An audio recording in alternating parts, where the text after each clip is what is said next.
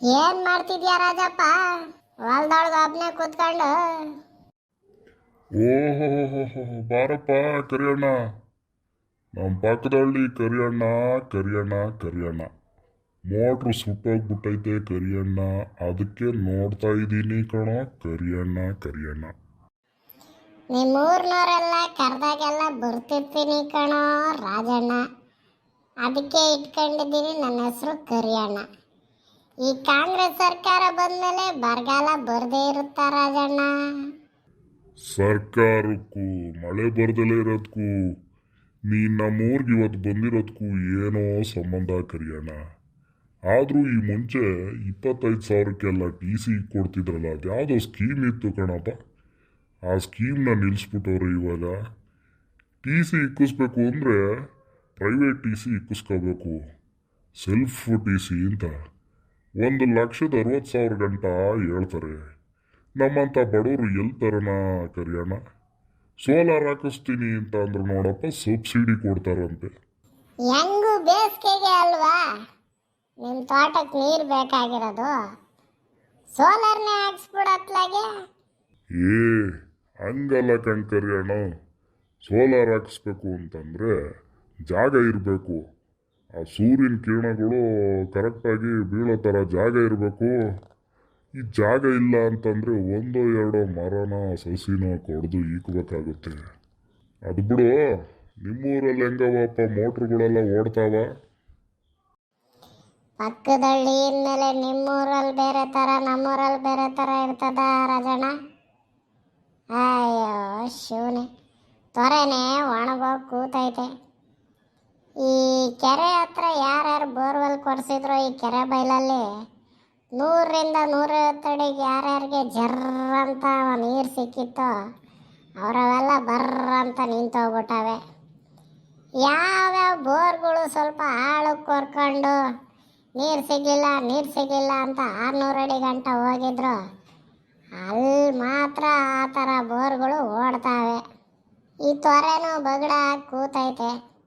ಈ ತೊರೆಯಿಂದ ಮೋಟ್ರ್ ಇಟ್ಕೊಂಡು ಓಡಿಸ್ತಿದ್ದವರು ಹೊಲ ಉಳುಮೆ ಮಾಡ್ಬೇಕಾದ್ರೆ ಪೈಪ್ ಹೊಡೆದೋಯ್ತು ಹಂಗೆ ಹಿಂಗೆ ಅಂತ ಜಗಳ ಆಡ್ಕೊಂಡು ಅವರು ಕೂತವ್ರೆ.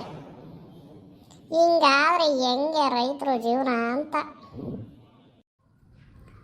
ಸರಿ ಬಿಡಪ್ಪ, ಇವಾಗ ನಿಮ್ಮ ಮೋಟ್ರು ಓಡ್ತಾಯ್ತಾ ನಿಮ್ಮ ತೋಟದ್ದು? ನಮ್ಮ ಮೋಟ್ರು ಸುಟ್ಟೋಗಿ ಎತ್ತಬೇಕಾದ್ರೆ ಸಿಗಾಯ್ಕೊಂಬಿಟ್ಟೈತೆ ಕಣ್ರಾಜಣ್ಣ. ಅದು ಹೆಂಗೆ ಮಾಡೋದು ಏನು ಮಾಡೋದು ಅನ್ನೋದೇ ಗೊತ್ತಾಯ್ತಿಲ್ಲ. ಕರಿಯಣ್ಣ, ಒಂದು ಐಡಿಯಾ ಹೇಳ್ತೀನಿ, ಹಿಂಗೆ ಮಾಡು.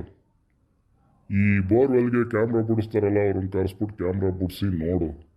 ಮೋಟ್ರು ಯಾಕೆ ಸಿಗಾಕೊಂಡೈತೆ, ಎಲ್ಲಿಗೆ ಸಿಗಾಕೊಂಡೈತೆ ಅಂತ ಅದ್ರಲ್ಲಿ ಕ್ಲಿಯರಾಗಿ ಗೊತ್ತಾಗುತ್ತೆ. ಒಳ್ಳೆ ಐಡಿಯಾ ಕೊಟ್ಟೆ ಕಣ್ರಾಜಣ್ಣ.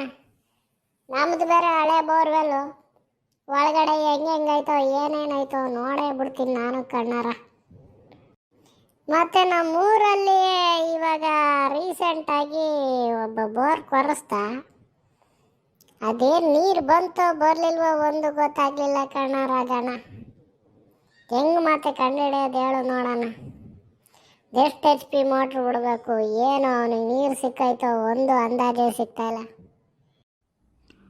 ಈ 4,000-4,500 ಸಾವಿರ ಕೊಟ್ಟರೆ ಟ್ರಯಲ್ ರನ್ನು ಅಂತ ಮೋಟ್ರ್ ಬಿಟ್ಟು ಚೆಕ್ ಮಾಡ್ತಾರೆ. ಅವ್ರನ್ನ ಕರೆಸಿ ಚೆಕ್ ಮಾಡೋಕ್ಕೆ ಹೇಳು.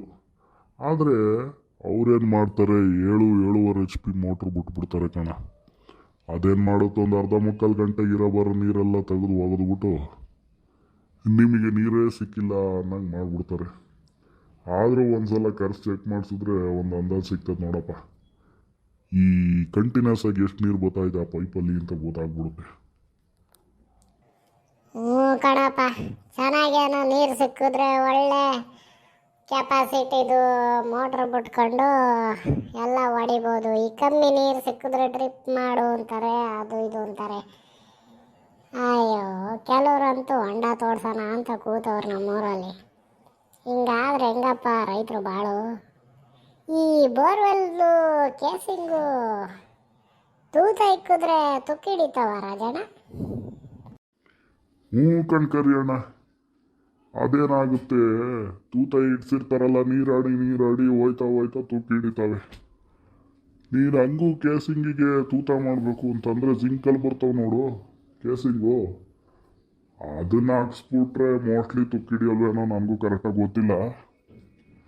ಒಂದ್ಸತಿ ಕೇಳ್ಕೊಂಡು ಮಾಡ್ಸಪ್ಪ. ಈ ಮೋಟ್ರ್ ಬೇರೆ ಸುಟ್ಟೋಗೈತೆ, ನೋಡ್ಬೇಕು ನಮ್ಮೂರಲ್ಲಿ ಯಾರು ಎತ್ಕೊಂಡೋಗಿ ರೆಡಿ ಮಾಡಿಸ್ಕೊಂಬರ್ಬೇಕು. ಯಾರು ರೆಡಿ ಮಾಡಿಕೊಡ್ತಾರ ಅಂತ ಕೇಳಬೇಕು. ಹ್ಞೂ ಸರಿ ಬಿಡು ರಾಜಣ್ಣ, ನಾನು ಬರ್ತೀನಿ. ನಾವು ಹಿಂಗೆ ಮಾತಾಡ್ಕೊಂಡು ಕೂತ್ಕೊಂಡ್ಬಿಟ್ರೆ ಆಯ್ತಲ್ಲ ಕತೆ. ಬರ್ತೀನಿ, 8:15 ಬಸ್ ಬರುತ್ತೆ, ನಮ್ಮೂರಿಗೆ ಹೋಗ್ತೀನಿ. ಸಿಗೋಣ, ಮಾತಾಡೋಣ ಯಾವಾಗಾರ.